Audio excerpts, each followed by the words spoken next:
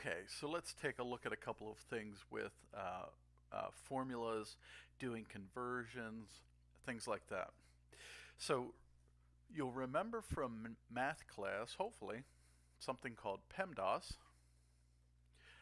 And PEMDAS, or you may have heard, please excuse my dear Aunt Sally, right? That will take each letter and give a word to it.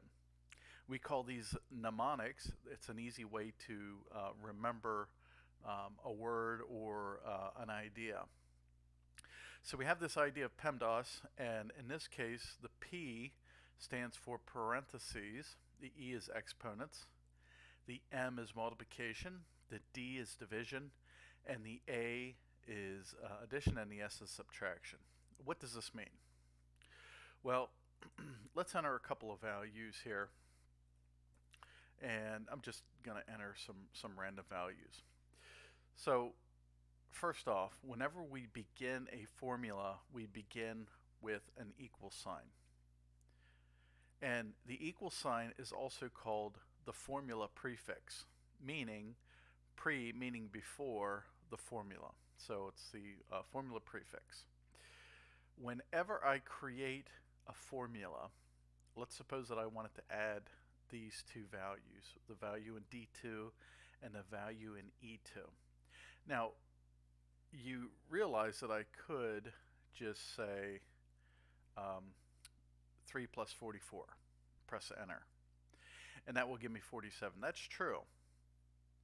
However, instead of actually using values, unless it is a constant value is a value that will never change, such as the value for pi, which is 3.14, and it will be 3.14 forever. Number of days in a week is 7, number of months in a year is 12, and so forth. So if it's a constant number, you don't need to have it in a cell. You can actually use the actual number in your formula. But for the other 98% of the time, you want to use the address of the cell. What do I mean by that? Well, in D2, we have the value of 3. Rather than put the number 3, I'm going to click on the cell or type in the cell address, D2. Then I'm going to put my plus sign, and I'm either going to click on E2 or I'm going to enter the address. So if I put an E and 2, that's the address of the cell that contains the number 44. Now the reason we do this is because if any of these values ever change, notice our formula will automatically update for us. Right? This is one of the main benefits of using Excel, is that whenever we change a number, all of our formulas will automatically update. Now it may not seem very powerful at this point because we're only dealing with one formula, but there are spreadsheets with millions of cells. So you can imagine what would happen if you had lots of different formulas and you actually put the numbers into the formula rather than the address.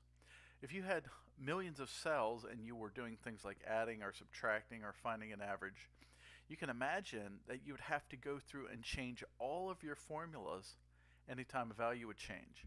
You would have to remember to do that, right? This way, if a value changes, we don't even have to be concerned with going in and updating the formula, right? Because it will automatically update itself. So whenever you create a formula, 98% of the time you're going to enter the address. So you can see the address that I have here in the formula bar, D2 plus E2. And what it's doing is finding the values stored in those locations, right? So that's one thing. Another thing is there are built-in formulas in Excel. Now I'll touch on this briefly, we'll talk about it more. But if you know the name of a formula that you want to use, for example, if I wanted to average values, I could use the average formula.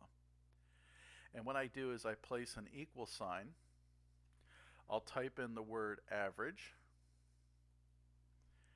and I'll double click on this first word here. Now the next thing I have to supply is the range of cells that I want to average. And remember, a range is a selection of two or more cells. You'll remember that we talked about different kinds of cursors. Right now my mouse is this large white plus sign. That is the selection cursor. So if I click and drag that to the right, I am selecting the range from D2 to G2.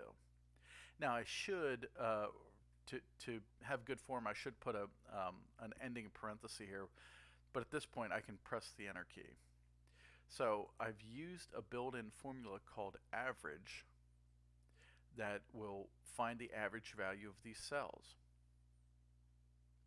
Right, so that's a time saver rather than doing something like we could do AutoSum.